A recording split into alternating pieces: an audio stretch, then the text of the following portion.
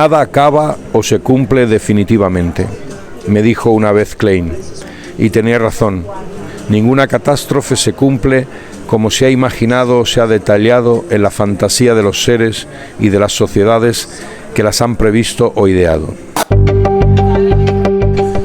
Soy Matías Escalera, autor de esta novela, Un sollozo del fin del mundo, publicada por Caótica Libros, pues porque para la historia que quería contar, la ficción era el género, el vehículo adecuado. Podía haber escrito un ensayo sobre el futuro próximo, sobre nuestro futuro próximo, pero consideraba que el modo de novela de anticipación o de ciencia ficción realista, verosímil, era el mejor vehículo para hacerlo. Más que el ensayo, porque yo no soy un especialista en los temas que trato en la novela, pero sí soy un novelista.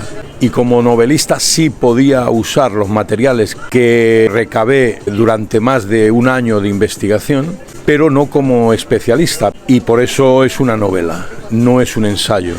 Y a pesar de que manejé un montón de información, de documentación, de proyecciones climáticas, geopolíticas, tecnológicas, sociales, culturales, sin embargo, no soy un especialista, un científico, y todo ese material lo he usado en términos novelísticos, en términos literarios, que además me permite una libertad de manejo de ese material que desde el punto de vista científico no tienes, ¿no? Sí, de hecho es la primera novela de género que escribo. Me apetecía porque desde hacía tiempo ya había pensado en la posibilidad de hacer una novela de ciencia ficción, de anticipación, pero sobre base y a partir de criterios de verosimilitud realista.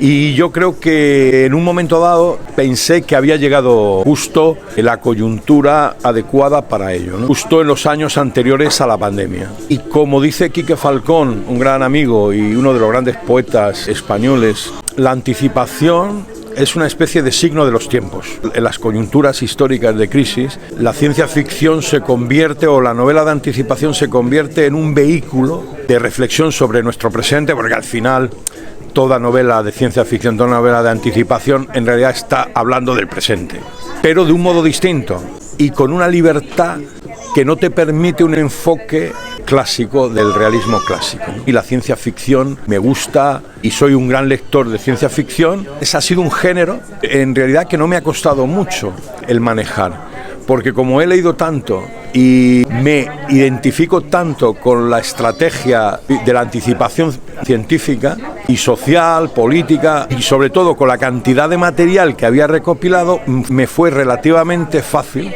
a pesar de que son 3 años de trabajo escritural, 1 año y medio más o menos de investigación, pero después fueron 3 años de trabajo escritural en los que la verdad me lo pasé muy bien. Y al final no fue tan complicado como en principio, a partir del proyecto inicial que me había planteado, que es, como sabes, la creación de todo un mundo. Esto es de nuestro mundo, pero proyectado a 2056, parecía, ¿no? Al principio me parecía a mí mismo un proyecto loco. Sí, de hecho, en el subtítulo yo lo pensé como novela-ensayo. Es algo que está ya en mi forma de entender la novela.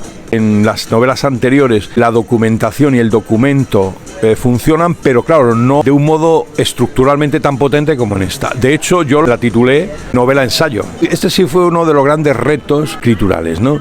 Cómo integrar toda esa documentación en términos novelísticos, manejar esa documentación en términos literarios e integrado en el relato, ¿no? Y yo creo que a través del personaje de la abuela, de Rebecca Haynes, y de sus papeles y de sus escritos, en esa especie de proceso de transmisión de memoria que hace con su nieto Saul Bochum, yo creo que lo logré.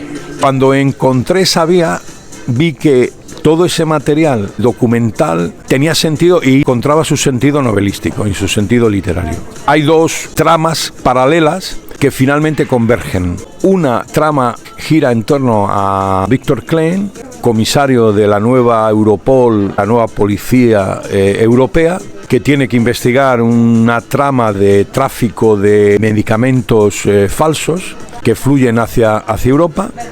Y la trama que gira en torno a Saul Bochum, su labor dentro de un programa de terrificación de Marte y las relaciones con su abuela, Rebecca Haynes, una antigua intelectual, profesora universitaria de izquierda que representaría a mi generación, que en la agonía establece una especial relación con su nieto a través de su propia obra. Y finalmente estas dos tramas, la historia de Saul Bohun en el proyecto aeroespacial en el que está integrado, con el que no está de acuerdo, con el que tiene un gran conflicto como ingeniero, y de sus relaciones con su abuela, de la reflexión sobre el pasado, que es nuestro presente, y la investigación de Víctor Klein, que tiene que atravesar todas las zonas en las que está dividida Europa en ese momento, zonas muy tuteladas, zonas no tuteladas, abandonadas a la mano de Dios, y algunos enclaves autogestionados, ecosocialistas. Entonces, esas dos tramas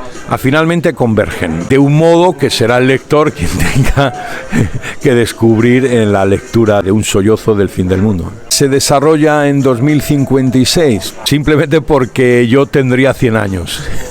Podía haber sido 2060, 2050. Lo importante es que fuese 2056 o en la década de los 50, 60 de este siglo, es porque quería un tiempo futuro, pero no desconectado en la secuencia causa-efecto con nuestro mundo. Es decir, que es una novela de anticipación o de ficción científica o de ciencia ficción, pero de base realista. Porque si lo llevo más allá, no controlas las secuencias causa-efecto. Porque en realidad lo que yo quería es novelar nuestro presente, pero en términos de proyección futura. El futuro que he proyectado para 2056 no es ni más ni menos que nuestro mundo, pero implementando ligeramente la secuencia de efectos de las causas que somos nosotros. En nuestro mundo hemos puesto en marcha unos determinados procesos que son causas que van a tener, que tienen necesariamente efectos y que al mismo tiempo son causas de otros efectos. Lo que yo quería proyectar novelísticamente la posibilidad de esos efectos. Pero en última instancia, esos efectos, al estar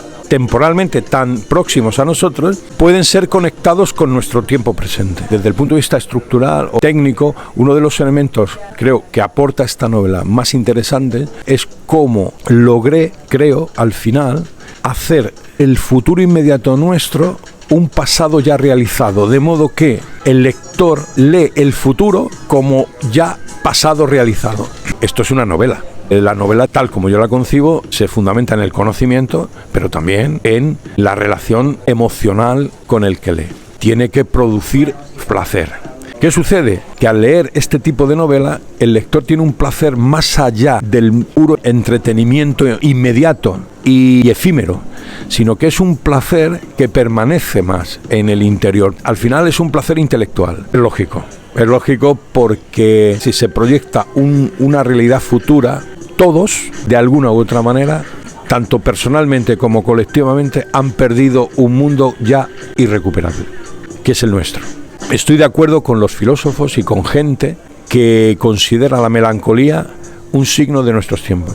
Somos una generación desde hace mucho, yo creo que desde el siglo XV, por eso es tan melancólico el romancero, y desde la primera generación romántica, Hölderlin, y yo creo que el siglo XX y principios del XXI es muy parecido, porque son siglos liminares. La literatura, el arte y el pensamiento que genera tiene un fondo melancólico muy claro, pero es porque esas generaciones estamos perdiendo un mundo, no somos capaces de retenerlo. Siempre en mi escritura hay como una especie de principio de esperanza, aunque sea una esperanza desesperanzada, desoladora.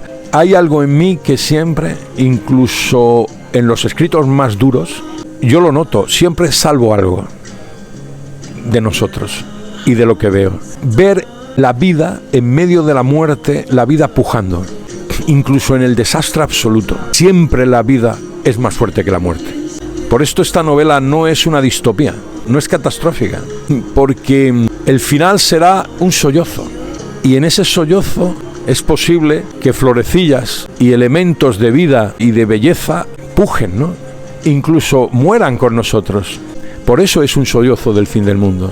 Durante muchos años, mis documentos y mis archivos de la novela eran 2056. Es curioso, normalmente yo siempre he tenido, lo primero que he tenido claro de cada uno de mis libros es el título. Pero con esta novela, no. durante años todos mis archivos 2056, 2056. Y entonces llega un momento en que tengo que poner título y no se me ocurría ninguno. Y finalmente Ana, de Caótica, dice, no, pero 2056 no puede ser. Digo, ya lo sé, pero chica, es que no se me ocurre. Por favor, ponlo tú. Y es la primera vez que me ha ocurrido. Y entonces Ana me escribe un día y dice, mira, ya lo tengo. El sollozo del fin del mundo. Joder, qué título más guay. Y dice, no, si es que estaba en tu novela. Y digo, y eso en la cita inicial que haces de Eliot. This is the end. Y es el final, será el final, un sollozo del fin. La traducción normal en castellano es sollozo, pero whisper es gemido más. Es decir, es un sollozo gemido. Entonces dije, joder, digo, mano, es la hostia. Me encantó. Entonces Alberto García Teresa, que hace el prólogo, nos dice, ¿por qué no, en vez de el sollozo del fin del mundo, un sollozo del fin del mundo? Para no cerrar, para abrir, es uno entre los posibles. Ana y yo dijimos, perfecto. Y me parece uno de los títulos más hermosos, ¿no? El capitalismo actual se fundamenta en la fragmentación, en la disociación ad infinitum de la realidad, tanto de los sujetos como del mundo, concebido como realidad externa a nosotros mismos, y por la eliminación de la palabra. De dos maneras, mediante su pérdida o mediante su prostitución. La revolución del Corte Inglés, por ejemplo. ¿Cómo el Corte Inglés puede hacer una revolución? ¿De qué revolución estamos hablando, no? En Madrid vivimos en el mundo de la libertad, ya se sabe, ¿no? Porque nos podemos tomar cañas aunque haya una pandemia universal.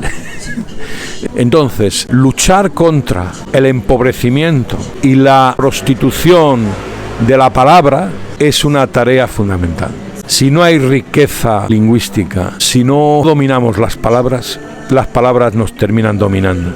La palabra escrita, en este caso, además, en nuestro mundo, es como una trinchera que hay que defender hasta el final. Vivimos en un mundo de imágenes y es el signo de nuestros tiempos. Yo no tengo nada en contra, porque yo soy un amante de las artes visuales y audiovisuales. Lo que es peligroso es que las imágenes se conviertan en la única vía de comprensión del mundo, porque somos seres lingüísticos. Si la palabra escrita se pierde un espacio de encuentro, de reflexión, de profundización, de conocimiento que necesitamos para comprendernos a nosotros mismos y comprender el mundo. Si perdemos esa capacidad, perderemos una buena parte, quizá lo esencial de nosotros mismos. Sí, la búsqueda del sentido es algo además transversal a toda mi obra. Quizás es una de las palabras que más utilizo cuando quiero expresar algo importante. En esta novela hay dos personajes que lo que hacen en última instancia es buscar el sentido, uno, Saúl Bohun, de su propio pasado colectivo, comunitario, histórico, pero también del sentido como especie. ¿Y cuál es su papel en ese proceso? Y sin embargo, Víctor Klein sería un personaje desconectado de la conciencia de lo comunitario, que busca en última instancia el sentido, su propio sentido, es decir, quién es y para qué es.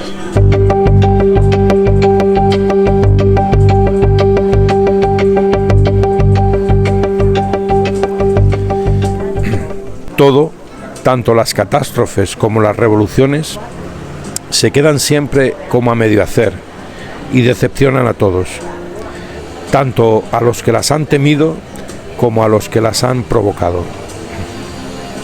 Sucede igual con las guerras. Tampoco nadie jamás aprende nada de las guerras. Nadie ha aprendido jamás nada de la guerra. Las guerras aniquilan, conmueven e ilusionan a sus protagonistas, pero solo mientras se dan. Una vez pasadas, tras la destrucción, la miseria y el sufrimiento provocados, y tras la enorme y repetida decepción de los asesinos y de sus víctimas, todos, al poco, las olvidan, y todo vuelve a empezar de nuevo, hasta la próxima carnicería.